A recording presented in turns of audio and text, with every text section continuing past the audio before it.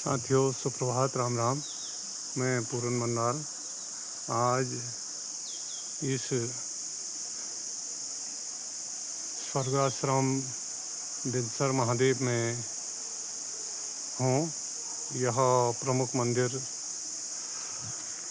रानीखेत सोनी चमड़खान मार्ग पर, जो गोयल देवता का मंदिर भी है चमड़खान में, उस मार्ग पर स्थित है और बहुत ही रमणीक स्थान पर है।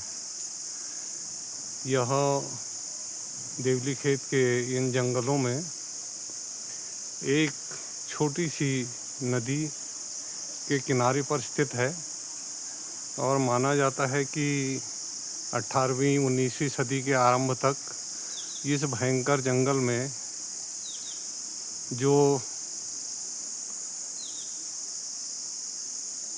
रात्रिचर, विशेष रूप से छल या जो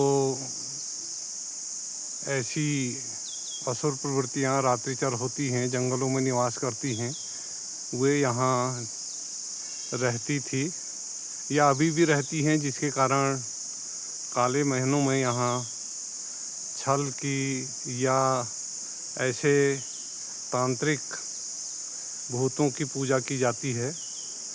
परंतु 19वीं शताब्दी के आरंभ में यहाँ पर एक महादेव या मंदिर की स्थापना शिव जी के की गई और माना गया कि ऐसे रात्रिचरों को कंट्रोल करने या उनको शमन करने की शक्ति जो है वह भगवान शंकर में ही है।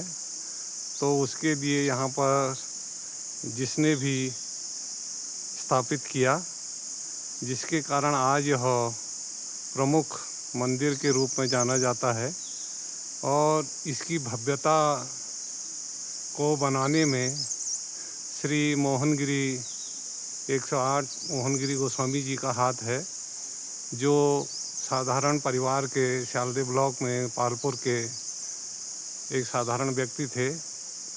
जीवन यापन बड़े मजदूरी के और घोड़ा चलाकर करते थे, परंतु उन्हें एक आत्मज्ञान जवानी के बाद समय में हुआ और उन्होंने गृह त्याग करके यहाँ पर मंदिर की स्थापना और उसको विकसित करने में बहुत बड़ा योगदान किया, जिसके कारण उनकी समाधि भी इस मंदिर में संस्थापक के रूप में की गई है। और प्रतिवर्ष ज्येष्ठ के महीने में 11 दिन का भंडारा और शिव पुराण यहाँ किया जाता है। आज इसमें आप देखिए, सामने बहुत अच्छा पाइन से चीड़ का जंगल है, उसके नीचे यहाँ देवदार के जंगल हैं और साथ ही पीछे की तरफ ओक या बांज का जंगल है। इस छोटे से गधेरे में या नदी में यही एकमात्र ऐसा थोड़ा चपटा सा बेसिन टाइप का स्थान है जहाँ पर इस मंदिर की स्थापना की गई है। और मंदिर के साथ साथ यहाँ पर एक संस्कृत महाविद्यालय है, संस्कृत विद्यालय है, जिसमें बच्चे जो हैं वह पढ़ते हैं। 10 पंच दसनामा जूना अखाड़ा के अंतर्गत यह मंदिर आता है।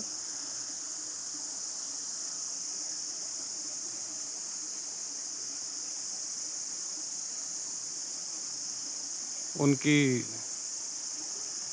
समाधि के, श्री मोहनगिरी गोस्वामी जी की समाधि के बाद यहाँ पर अब गोपालगिरी गोस्वामी जी यहाँ कार्यरत हैं और जो यहाँ मंदिर का संचालन कर रहे हैं। मंदिर के बाहर श्रद्धालुओं के द्वारा जो घंटियाँ चढ़ाई गई हैं, उनको बड़ी पंक्तिबद्ध और सुंदर ढंग से सजाया गया है। और साथ ही आप देखिए, मंदिर के द्वार से लेकर मंदिर के प्रांगण तक कितनी भव्यता, सुंदर फूलों से और रंग रोगन करके इतना अच्छा मंदिर बनाया गया है कि इसकी सुंदरता देखते ही बनती है। बिनसर नामक स्थान पर यह सोनी में स्थित है। यहाँ पर केवल अंग्रेज़ों के समय की एक फॉरेस्ट की चौकी है या एक रेस्ट हाउस भी है, जहाँ पर अंग्रेज़ों के समय में लकड़ियाँ या पाइन के गिल्टे काट कर रेलवे स्लीपरों के लिए भेजे जाते थे। और चूँकि वह काम अब ख़त्म हो गया है, इसलिए उस चौकी में भी अब वीरानी सी छाई रहती है। एक छोटी सी नर्सरी यहाँ पर है। इसके अलावा फॉरेस्ट का एक गेस्ट हाउस नया बना हुआ है। मैं आपको आगे उस जगह पर नया स्थापित हो गया है, वो अब विशेष रूप से पर्यटकों के लिए कुछ दिनों के बाद खोल दिया जाएगा। यहाँ की सुंदरता के लिए लोगों में विशेष आकर्षण है। जो लोग कैंची धाम को देखने आते हैं, वह रानीखेत से फिर इस रास्ते पे भी देखने के लिए आते हैं। कैंची धाम की तरह एक छोटी सी जगह पर ये भी स्थित है। चूँकि कैंची धाम मेन एक हाईवे पर है, इसलिए उसका नाम कुछ ज़्यादा प्रचलित या कुछ नीम करोली बाबा के कारण प्रचलन में आ गया है।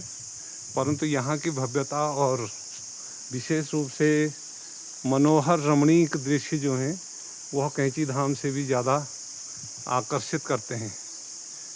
ये आगे बड़ा चपटा सा जहाँ चारागाह, जहाँ पशु जो हैं वह आराम कर रहे हैं, रात्रि विचरण करते हैं। यहाँ पर एक बड़ा सा मैदान, जहाँ पर गाड़ियाँ जो हैं वह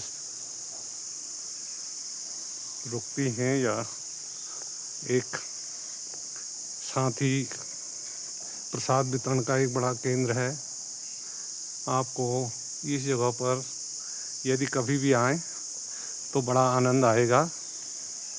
जो भी श्रद्धालु इस रमणीक स्थान को देखना चाहते हैं, कभी भी रानीखेत आते हैं, तो बहुत सुंदर स्थान पर यह विंसर, सोनी विंसर मंदिर स्थित है।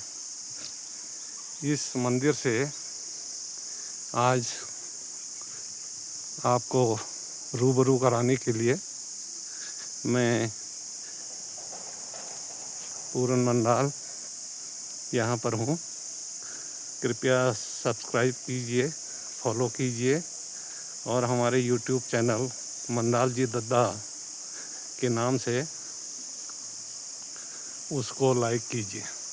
धन्यवाद।